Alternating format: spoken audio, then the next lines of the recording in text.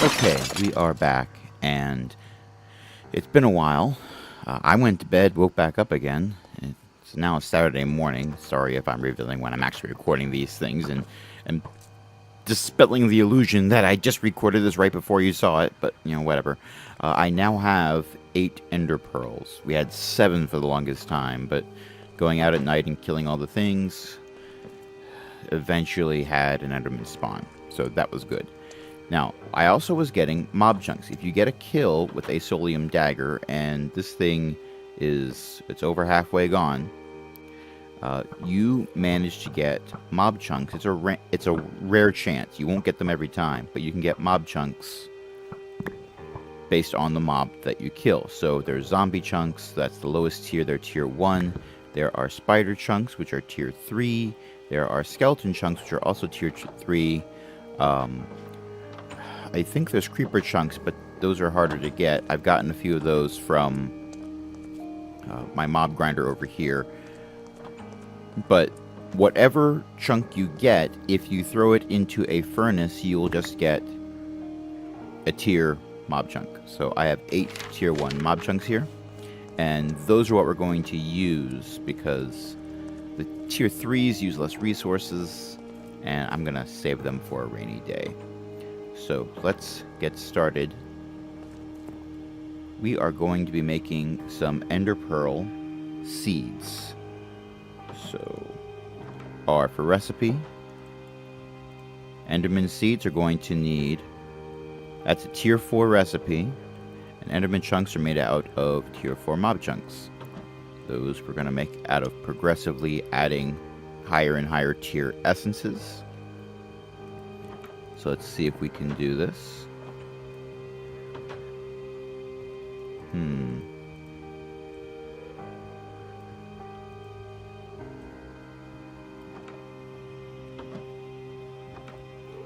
How can I use this?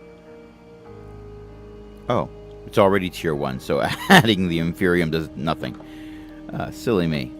Silly me. Okay, so doing this will work. There we go. Now I've got a tier 2. And let's go ahead and raise that up to the next tier. And now we've got tier 3 mob chunks.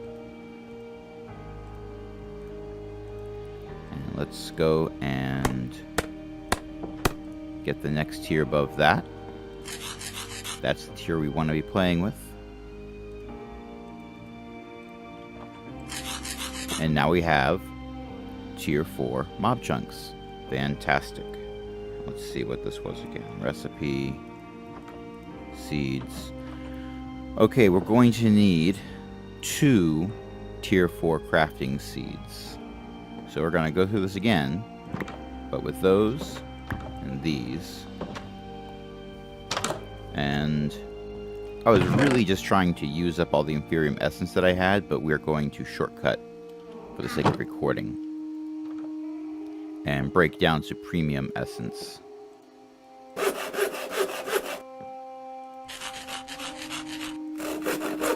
the sake of expediency, I can always boost that up later. Okay, so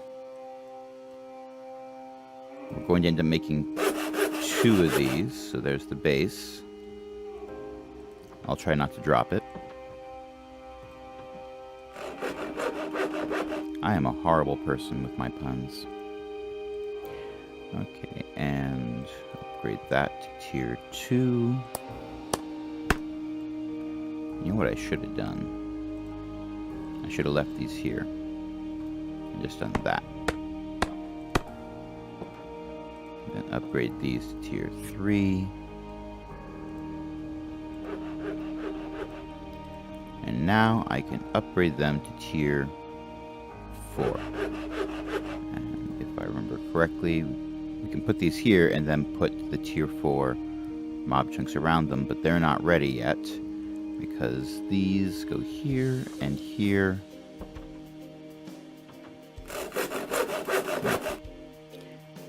It turns out I miscalculated because math is hard apparently. I'm going to be able to make 1 seed, but that's okay. That's okay because 2 seeds or 1 seed, I was going to be doing the same trick in a little bit.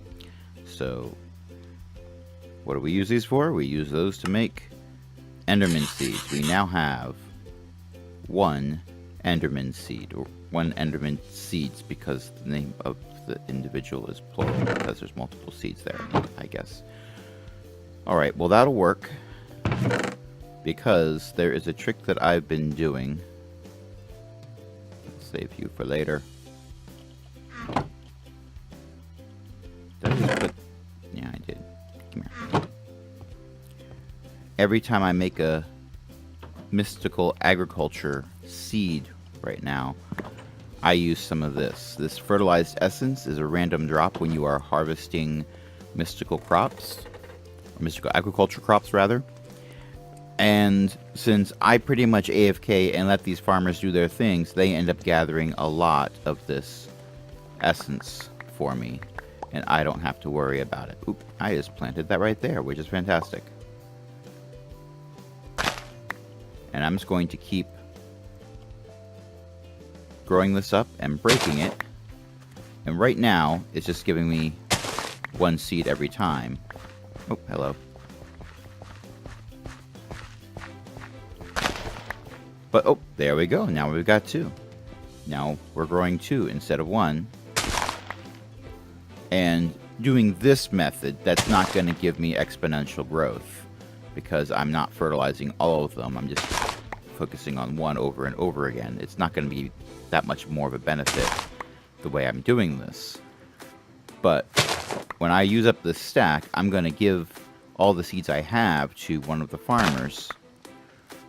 I don't know which crop I'm going to replace. I might just revise this. I think I can fit another farm or 2 in here with the space that I have. This cobblestone farm here, well, except for the pumpkins, that planning out is something that you can actually automate. You can have the builder do that for you, which is kind of neat. They won't till the soil, and they won't put the earthworms down, so it's still work on my part. Oops. Well, I got essence out of that, but I'm trying for seeds. But once I give these to a farmer, then I can go back to doing other things, like, you know, having a life outside of Minecraft and stuff like that. I did that again. Nope. Come on. Break that. There we go. And while I'm doing that, all this gets automated, and I come back to having all the ender pearls. Just like how at this point we have more emeralds than we know what to do with. Maybe I'll replace the emerald crop. That would probably work out pretty well. We have more emeralds than we really need right now. We can always go back to growing them later. Okay. So we've got 3 of these. Which crop is this? That's... Oh, these are the emerald crops. Fantastic. So we're just going to put you here. And we're going to plunk you 2 down here. And over time, the farmers will take care of that, because this is already one of the farms that's activated for them. Now, the way the farms work, it's all based on these things here. These scarecrows are actually labeled as fields. And you can make those with a hay bale, leather, and sticks. So pretty simple to make. You just have to have a wheat farm going on at some point. And when you plunk them down and they're close enough to a farm, you can go to this next tab, and the number of these you have is going to be based on what level farm you have. So I've upgraded this to level 4. They can be growing 4 different fields, and I just tell them which fields within range I want them to use. This one over here, same deal.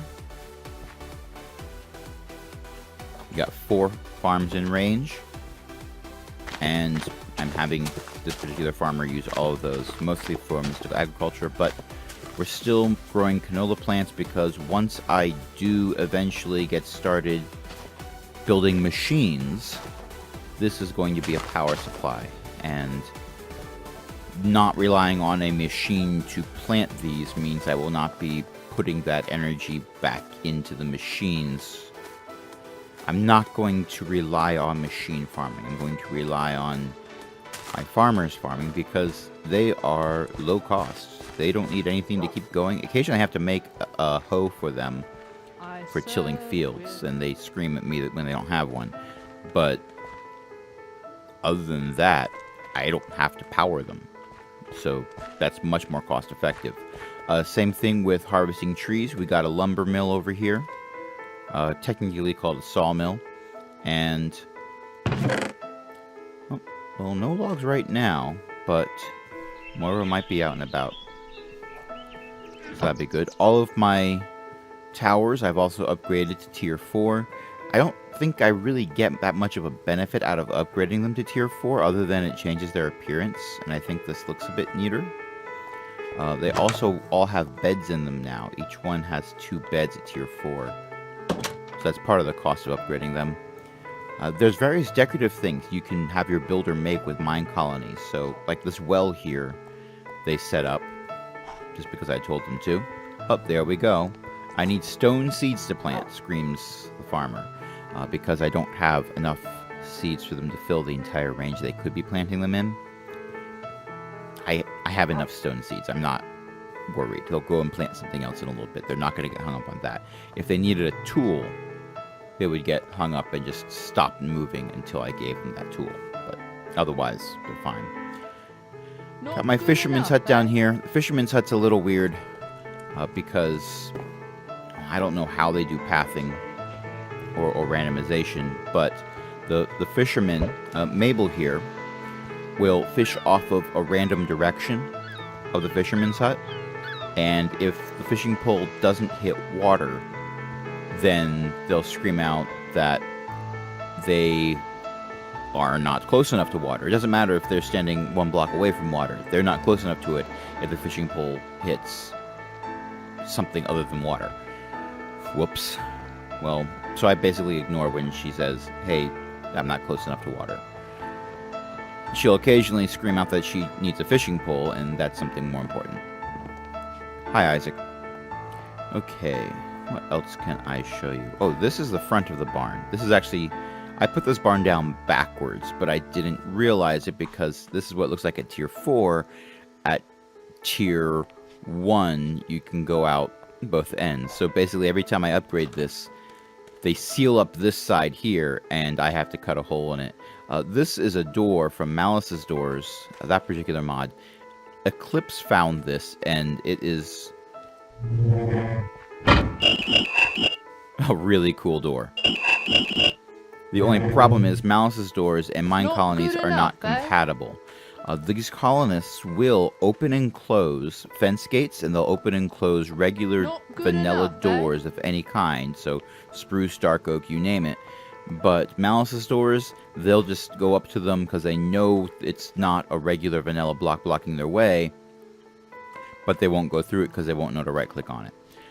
The only problem I have with the barn design and several other buildings actually is it's a bit of a glitch in mine colonies where when they build the structures and upgrade them to where they have these trap doors on the sides to look like huge barn doors that are opened, by default they're put down like this, which would be the closed position for a trap door.